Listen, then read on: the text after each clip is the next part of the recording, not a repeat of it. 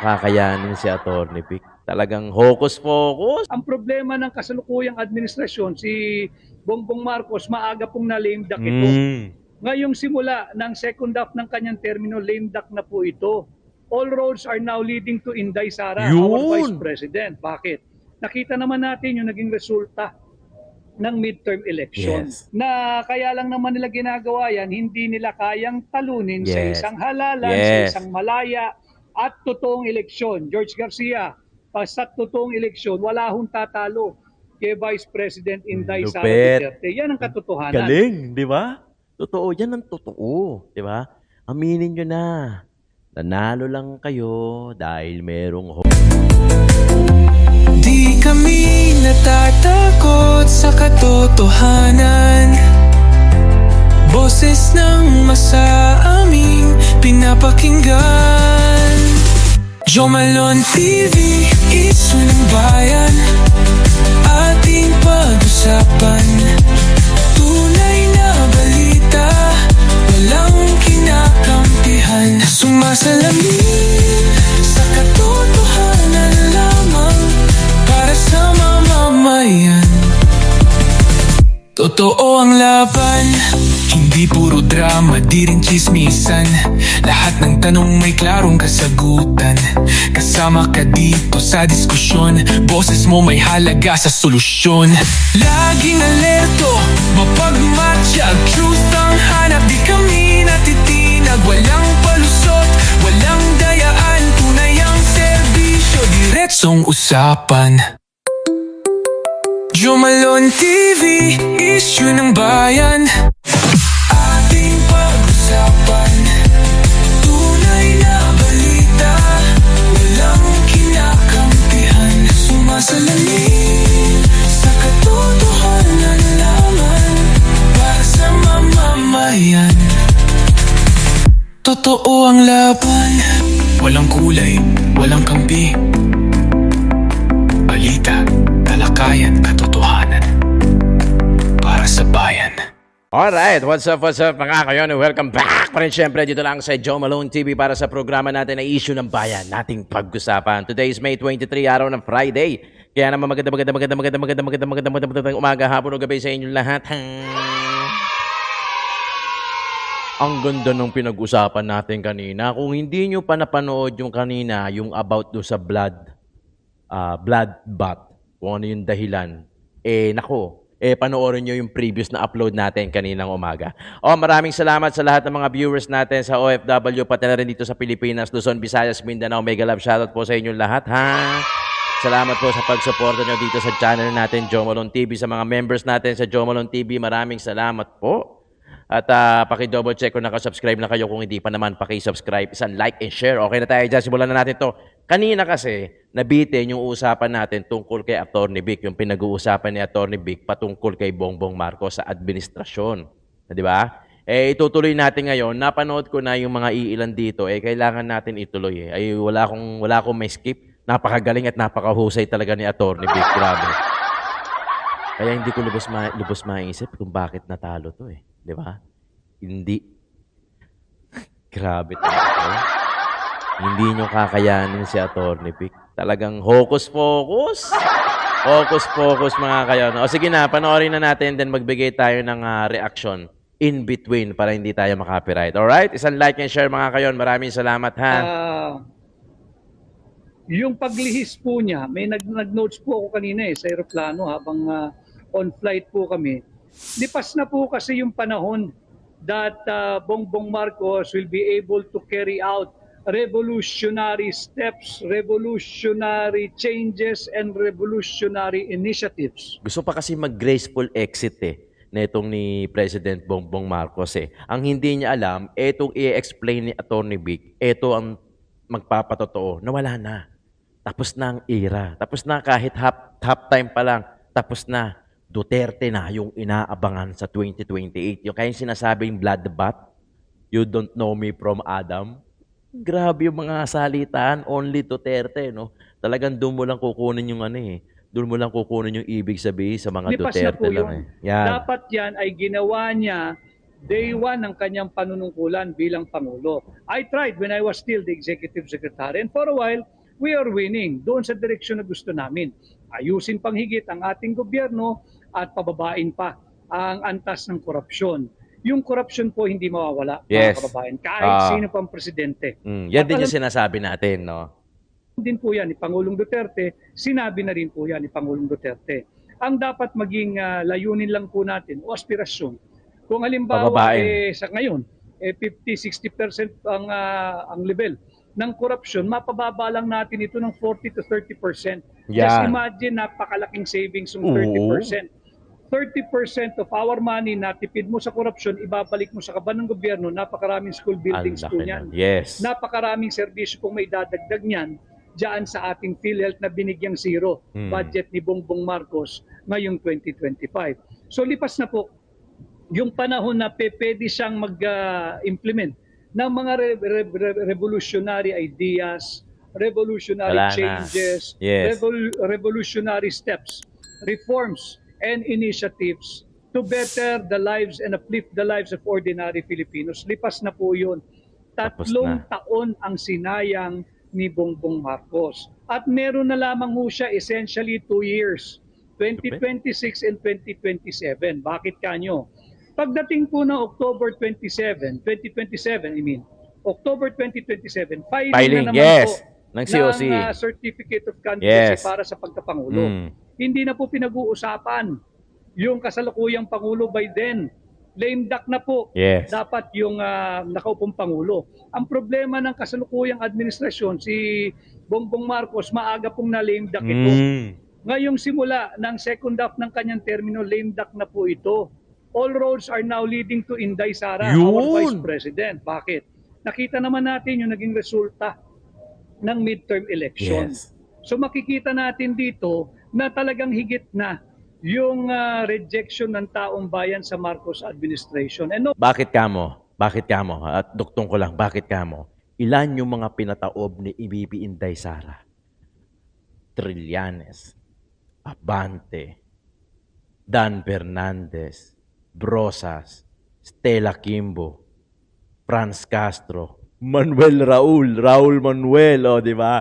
Yun yung mga pinataob. Meaning, ang lakas pa rin ni BP Inday Sara. At hindi naman talaga nawala. Nakiusap, inilatag, nakita ng mga tao kung ano pinaggagawa ng mga korap na to. Ayun, pinatahimik. Ganun ang isang tibay ng isang BP Inday Sara Duterte pagdating sa karisma ng sa tao. Di ba? Lahat, nakita natin. At hindi lang yun. Talagang ginapang din naman ni BP Inday Sara yan at talagang naniwala hindi nawala yung suporta kay BP Inday Sara. Kaya nga hindi nanalo yung mga yan. Kaya nakakapagtaka, nakalusot to si Chua saka si Valeriano. May hocus-pocus din. Diba? I wonder, kinakailangan niya ng propaganda or PR stunt. Paano po yung PR stunt ng Marcos administration? Hingin mo yung courtesy resignation ng lahat ng iyong cabinet secretaries. Yan po yung first step. Pero uulitin ko, maaari po kayong kiligin, wag lang po kayong bibigay. Kiligin lang kayo pero wag po kayong bibigay. Sapagkat it amounts to nothing. Wala pong kahulugan yung paghingi ng courtesy resignation. Wala pong meaning yun. Nagbibigay sila ng courtesy resignation, tingnan natin kung kani-kaninong courtesy resignation ang kanyang tatanggapin. At yung tatanggapan niya ng courtesy resignation, tingnan natin Sino ipapalit? sino ang kanyang Yes. ipapalit. Yes. Saka naman mas masahol Ah. kung sa nais niyang palitan. Di ganun din, mas malala ang problema. At ulit, sasabihin ko sa inyo, bukod sa cosmetic change lamang ang lahat ng ito ay malinaw na command responsibility. Kung sumablay ang administrasyon mo sa unang bahagi ng iyong termino, yung first 3 years, wala pong maaaring ibang sisihin kung hindi ang Pangulo, si Bongbong Marcos. Bakit? Tingnan nyo, dinaya nyo ha. Inokus-focus nyo yung resulta. Tingnan nyo yung lupit ni Atty. Vic ngayon. Mas lalong bumangis, no? Hindi po siya doon sa plataforma ng unity and continuity. Gigil na gigil Hinahak eh. niya yung maling direksyon ng corruption at political persecution with impunity, hindi po with unity. Talagang tumodo sila sa corruption at political Totoo persecution with naman. impunity. Huwag nating kalilimutan, humihingi ng kapayapaan daw, humihingi ng pagkakaisa, humihingi ng reconciliation. Huwag ninyong paglaruan ang kaso ni Pastor Apollo C. Quiboloy. Huwag ninyong paglaruan. Hayaan ninyong gumulong ng patas yung hustisya sa kaso niya. Wala pong kaso si Pastor Quiboloy kagaya ng binibintang ninyo. Bakit hanggang ngayon ay hindi maaksyonan yung kanyang petition for bail? Nagkabuhol-buhol na po yung pagsisinungaling ng witness ng prosecution. Hanggang ngayon hindi po maaksyonan yung kaso ni Pastor Apollo Quiboloy. I know it's an co-equal and independent branch of government, yung judiciary. But ako naniniwala, magiging maisog yung presiding judge dyan at kanyang magbibigay pa siya ng ayon sa ebidensyang naisumiti o hindi naisumiti ng prosecution. Yes. At Hindi aking mga lagi pagulong nakakausap ang napakahusay na abogado ni Pastor Quiboloy, si Dean Bobet Torion, talagang walang maipakitang credible allegation, Yes. credible affidavit, credible evidence Yon. ang prosecution. Kanya, tingnan natin, humihingi ka ng peace, unity, reconciliation, marami po munang dadaan ng pagsubok para masukat natin yung sinseridad ni Bongbong Marcos. Kung dapat bang pansinin at bigyang pagpapahalaga itong hinihingi niyang courtesy resignation na sabi ko po dito sa aking pahinang Tinig Maisog, cosmetic change lamang po iyan. Sapagkat yung unity, peace and reconciliation, it's a two-way street. Hindi yan pagka hiningi mo, ibibigay sa iyo at agad-agad makukuha mo. Yes. Kailangan din maipakita mo, pag humihingi ka ng unity, reconciliation at peace, maipakita mo yung sinseridad mo. Alam mo, sa totoo lang, itong si Atty. Vic, ito ang multong ginawa ni BBM na mismong sa sarili niyang multo, kinakatakutan niya. Meron Di ba? ka ba nun? Balik mo, si Tatay Digong. Yan. Ako, sinabi ko kanina doon sa part 1 natin. Ibalik mo si Tatay Digong, baka dun magsimula pa lang. Baka pa lang ha. Baka, hindi guaranteed. Pag binalik mo si Tatay Digong, baka dun magsimula na kahit papano patawarin o magkaroon ng reconciliation. Pero baka lang yan ha, hindi yan guaranteed. Kasi talagang nakatanim na yung ginawa mo, yung sugat may peklat na, kahit anong galing niyan, nandoon pa rin ng peklat. Kasi, kumbaga, may lamat na yung basong iniinuman ni Atty. Vic Rodriguez. Di ba? Tandaan mo yan. Kaya talagang ito ang kinakatakutan mo. I'm sure, doon sa part 1 natin, di ba, yung blood bath, liguan sa sariling dugo, yan ang kinakatakutan ni Bongbong Marcos, pati na rin ni Lisa Marcos na yan. Oo. Talagang dyan magkakahubaran ng dignidad, uhubaran pati kaluluwa.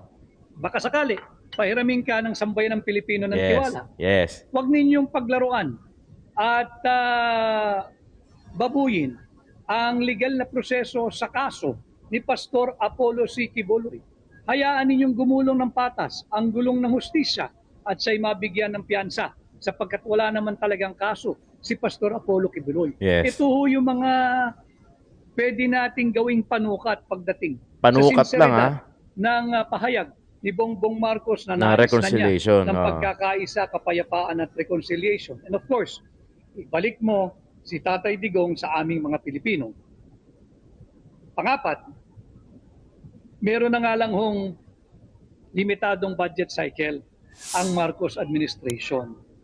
Yung 2026, tingnan mo natin, paano ka magkakaroon ng another budget process na Utang. nabinbin pa ho yung ating demanda to declare the 2025 national budget unconstitutional. Huwag nating kalilimutan yun. Nakialam sila eh. Marami pong makakating kamay sa Malacanang ang nakialam dito sa 2025 Yes. budget. Saan kayo nakakita? Blanco yung Bicameral Conference Committee report. Pinirmahan. 28 line items, blanco. Pagdating sa Malacanang, masusi raw nilang pinag-aaralan na wala lahat ng blanco. Tanong, sino ang nagpuna? Sino ang nagpuno ng mga blanco? Yan na. Ang legislative Binuhay ulit. branch ba o ang executive? Kung legislative department, sino sa kanila? Sapagkat hindi po ibinalik yan sa mga mambabatas. Meron pong grupo na makakatiang kamay na linagyan ng halaga yung Value. mga blanco dyan sa Bicameral Conference Committee report. Nilagyan ng Ngayon, digit. tila nadulas na naman at talagang pagsisinungaling ay mahuhuli mo sa bibig mismo ng tao, nagpahayag ang Malacanang na sinabi daw ni Bongbong Marcos na nais niyang umupo at maging aktibo sa Bicameral Conference Committee na gagawin dito sa 2020 for the 2026 national budget. Naiintindihan kaya ng Malacanang yung sinasabi nila? Ang Yeah. Pangulo ng Pilipinas magiging bahagi ng Bicameral Conference Committee.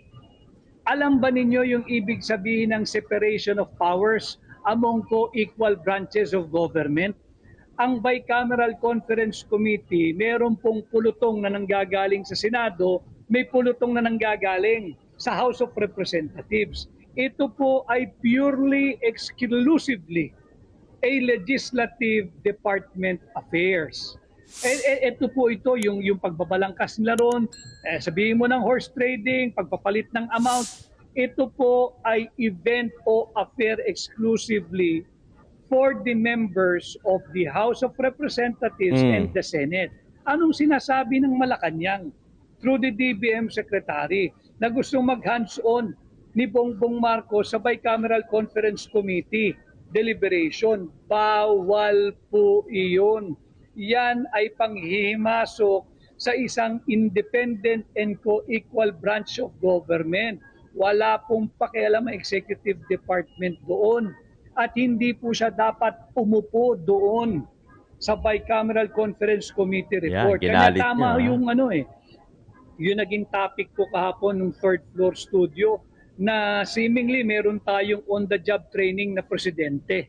Pagkatapos ng pahayag na yan, naglabas naman ngayon On the job. asking for the courtesy resignation of all the members of his cabinet. Hindi po magagamot ng courtesy resignation ang incompetence na nararamdaman ng Pilipino at nasaksiyan ng Pilipino sa loob ng unang 3 taon ng iyong administrasyon. Kahit sino po ang ilagay mo riyan, kung walang malinaw na roadmap, saan ba tayo papunta? For the remainder of your 3-year term, wala na po tayong 3 taon, sorry. For the remainder of your 6-year term, yung 3 taon, wala na po tayong patutunguhang malinaw. Kaya lagi kong sinasabi sa ating title po ngayon, Wala na. cosmetic change at command responsibility lang yan. Kaya ko po sinasabi, balik tanaw po tayo, makwento ko lang sa inyo. Nung kami po ay nanalo sa tulong ninyo noong 2022, sinabi ko sa kanya, ay i-share ko lang sa kanya. Kaya ko kinakailangan, from day one, legacy building na agad tayo. Dahil maaga kang malilame duck. Sabi niya sa akin, anong maaga malilame duck? Ang lame duck, sabi niya, Vic, on the 5th year of our 5th year ng ating administrasyon, palabas into our 6 years. Kaya ko, tama. Pero ang ibig kong sabihin, Mr. President, kaya ko, on the 3rd year after the midterm, lame duck ka na in a sense na all roads will lead to Vice President Inday Sara Duterte. Bakit kanyo?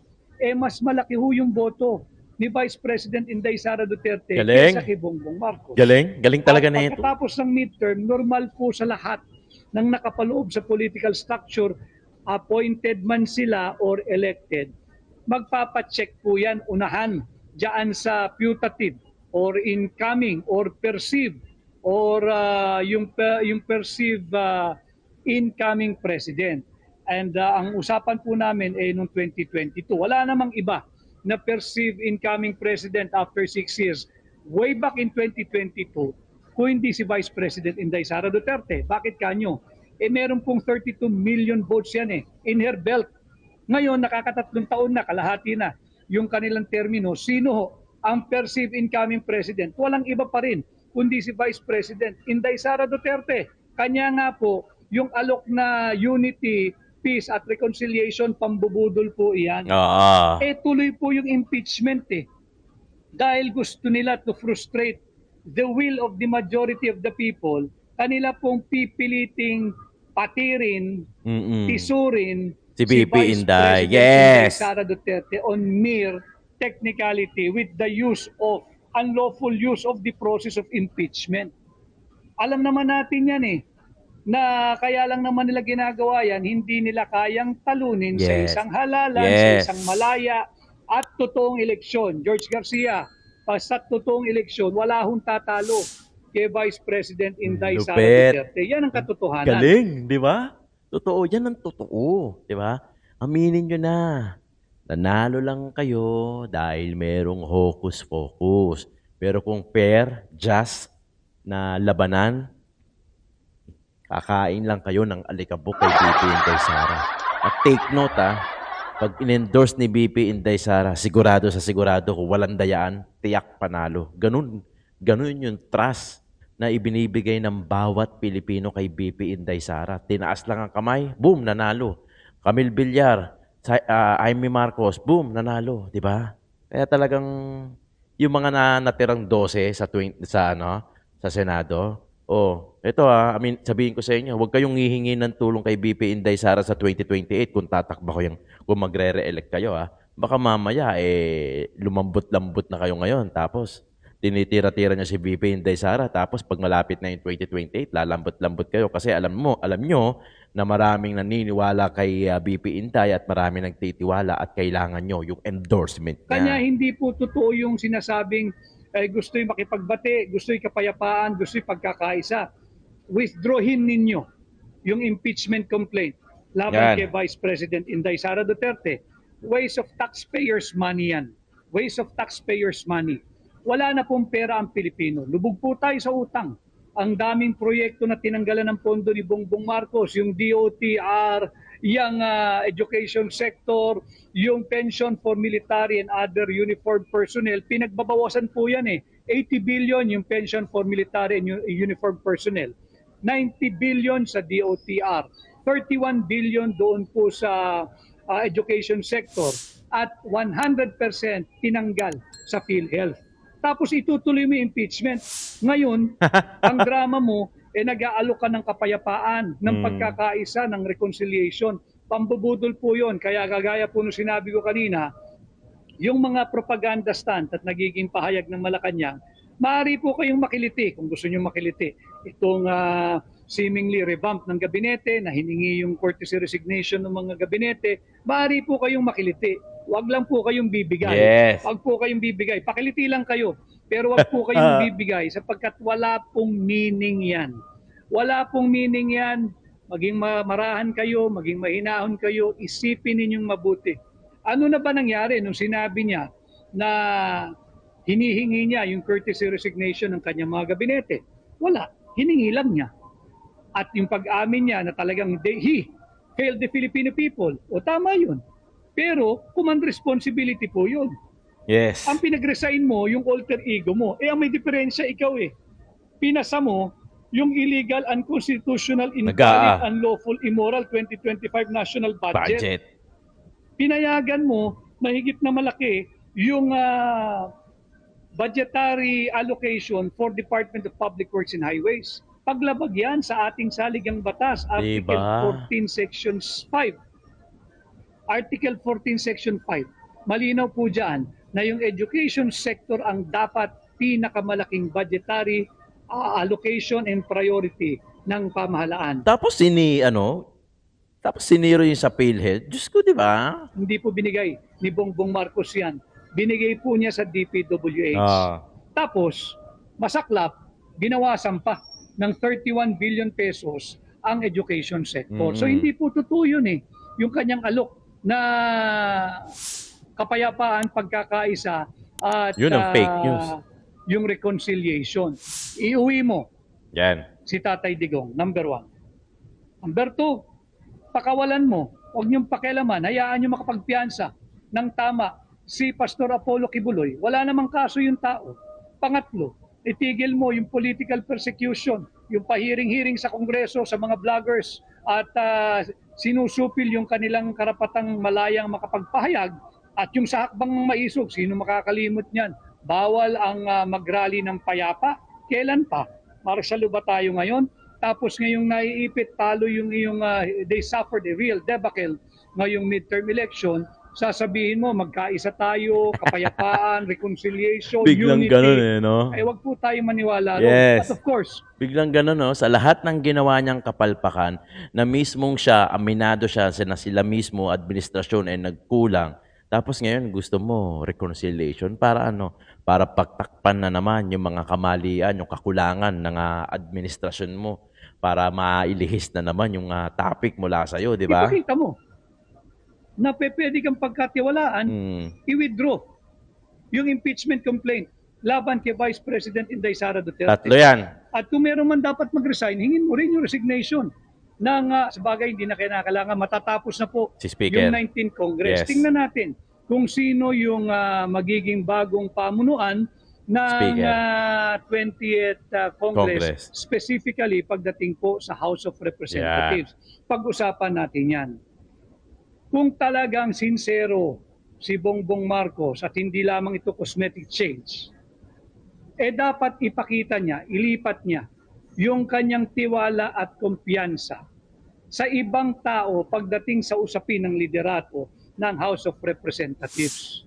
Kung talagang sincero siya sa kanyang panawagan na magkaisa tayo para sa bansa, alam ninyo, Ginoong Pangulo, lahat ng Pilipino gustong umasenso ang Pilipinas. Yes. Nakakalungkot, after 3 years, mukhang ngayon mo lang na-realize at ikaw yung huling naka-realize na ito ang gusto ng mamamayang Pilipino. Pagkatapos niyong maglaro Weak ng talaga 3 eh, no? taon, sasabihin mo nagsalita na ang Weak na mamamayang weak Pilipino eh, no? pagod na sa politika. Pagod na talaga sa politika. Noon Kaya pa. ang tema natin ng 2021-2022, di ba? Unity at continuity.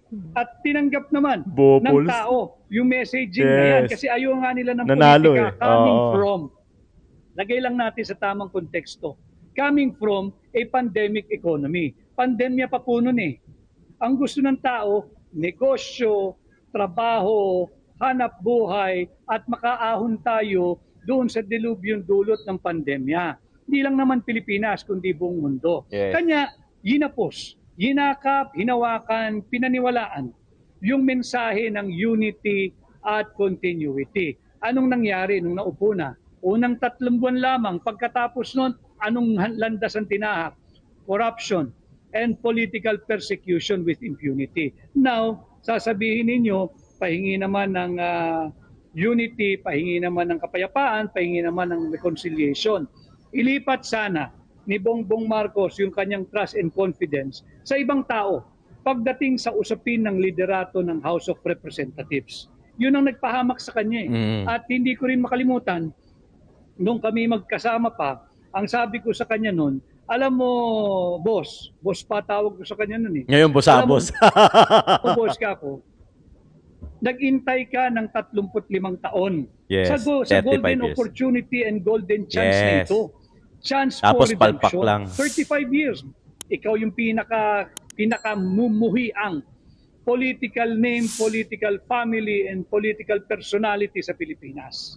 Nag-intay ka ng 35 years. You've endured all the nasty things, true, semi-true, untrue na ibinintang sa iyo at sa iyong pamilya. Ininda mo yan. Pero nagtsaga ka, nagpasensya ka, after 35 years naging Pangulo ka. Di ko makalimutan ang sabi ko sa kanya nun. Wag na wag mong hayaang merong umangkas dito sa iyong matyagang pag-iintay na maging Pangulo ka ng Pilipinas. Legacy building tayo from day 1 up to the very last day, Ng last termino. minute of the last day in office mo pagdating ng 2028. Yung mga nais maging Pangulo pagkatapos mo, hayaan mo sila magdildil ng asin kagaya ng pagdidildil mo ng asin Sa 35 loob years. ng 35 Yes. years. Let them chart their own political destiny. Huwag mo nang ipigibak yung mga yan sa'yo. Ang gawin mo, maglingkod tayo ng maayos sa mga Pilipino. Yun. Ang nangyari ho, hindi lang niya pinigibak, pina-hijack niya yung kanyang presidency. At sa pag-hijack ng presidency niya, pinakidnap din si Pangulong Duterte. Yes. At yan Ang ngayon daming nariyan sa lapses, dahig. no? Nagdurusa dahil lamang sa pagmamahal niya sa Pilipino, Yes. linabanan ng illegal na droga. Kaya nasaan yung sinseridad na unity, reconciliation, peace pagkakaisa na saan.